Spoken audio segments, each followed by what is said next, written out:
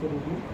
नमस्कार दोस्तों और मेरे दर्शकों, आज स्वतंत्रता दिवस के मौके पर सभी देशवासियों को और क्षेत्रवासियों को मेरी तरफ से और मेरे चैनल परिवार की तरफ से स्वतंत्रता दिवस की बहुत बहुत बधाई और शुभकामनाएं। आज हमारे साथ एसडीए कैंपस राया से कोचिंग संचालक नरेश कुमार जी हमारे साथ हैं।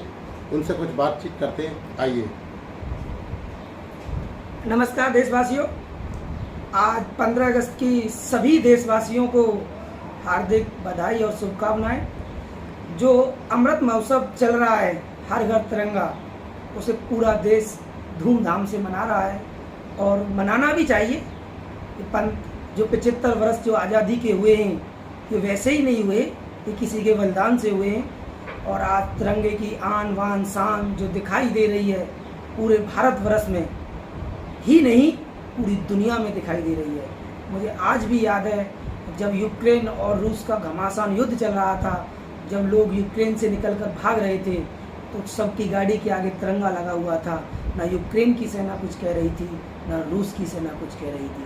तो ऐसे ही बात नहीं है, हमारे तिरंगे में कुछ तो बात है यारो, कोई ऐसी बात थोड़ी नहीं है। आज से ठीक 75 वर्ष पहले भारत आज़ाद हुआ, लेकिन आज़ादी के साथ भारत का विभाजन हुआ। ये भारत के लिए बड़ी ही दुखद घटना थी। उसके पश्चात 75 वर्ष तक भारत ने एड़ी से एड़ी रगड़कर, भारत के प्रत्येक नागरिक, प्रत्येक वर्ग ने कड़ी मेहनत की और भारत को आज इस मुकाम तक पहुंचा दिया। भारत दुनिया में जीडीपी के मामले में दुनिया का 5वां देश बना है। भारत सेना के मामले में दुनिया का 4था देश है।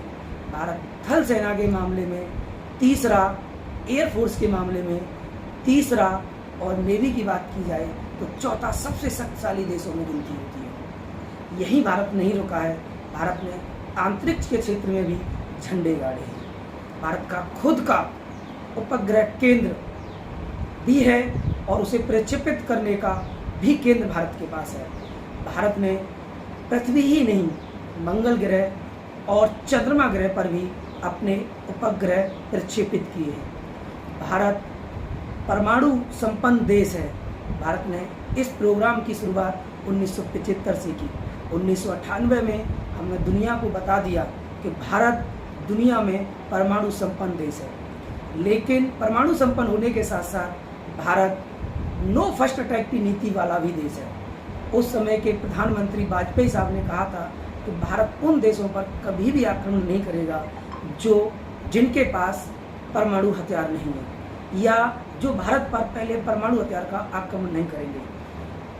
और भारत दुनिया में सबसे अग्रणी खाद्यान्न उत्पादन देशों में भी गिना जाता है।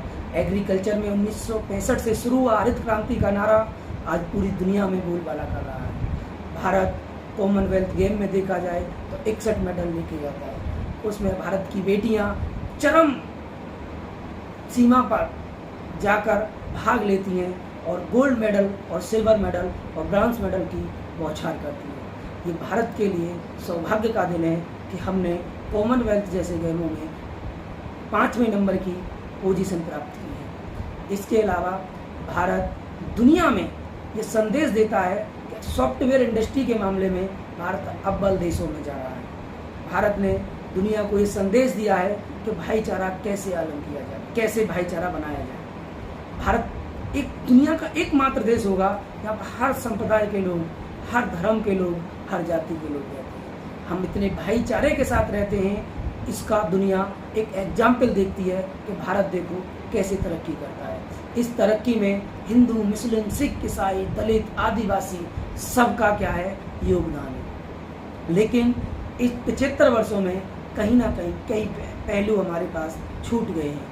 महिलाओं के मुद्दे छूट गए हैं, आदिवासियों के मुद्दे छूट गए हैं, किसानों के कुछ मुद्दे छूट गए हैं, दलितों के कुछ मुद्दे छूट गए हैं। जब निर्भया जैसे कांड होते हैं तो मन अंदर ही अंदर से रोता है कि हम कैसे भारत में जी रहे हैं। जब हाथरस जैसी घटनाएं होती हैं, हैदराबाद जैसी घटनाएं होती हैं, तो दिल अंदर से दहल उठता है कि हम कैसे भारत में जी रहे हैं, जो 75 वर्ष पूरे होने के बाद में भी महिलाओं को अधिकार नहीं दिला पा रहे। अभी कुछ दिन समय की पहले की बात है, एक दलित बच्चे ने जो राजस्थान की घटना है, एक मास्टर था, उसके मटके से पानी पी लिया, उसे इतना मारा गया कि उसकी बाद में मौत हो गई। तो मैं सोचता हूँ कि कैसी हम जिंदगी जी रहे हैं, कैसा भारत का निर्माण कर रहे हैं कि जिसमें इन लोगों के लिए कोई स्थान नहीं है। अभी कुछ समय पहले नोएडा की घटना थी, एक बहुत समृद्ध परिवार का व्यक्ति एक महिला को अभद्र तरह की गालियाँ दे रहा था। इसे देखकर लग रहा था कि हम आज़ादी के दौर से, कैसी आज़ादी के दौर से गुजर रहे हैं जिसमें महिलाओं, आदिवासियों और दलितों को कोई सम्मान नहीं दिया जा रहा। मैं उम्मीद करता हूँ कि जब हम 100वीं वर्षगांठ मनाएंगे तो इन सारी बातों को ध्यान में रखेंगे और अपने देश को चरम ऊंचाइयों पर लेके जाएंगे और पूरा विश्व एक ही सुर में रहेगा, झंडा ऊंचा रहे हमारा। जय हिंद, जय भारत।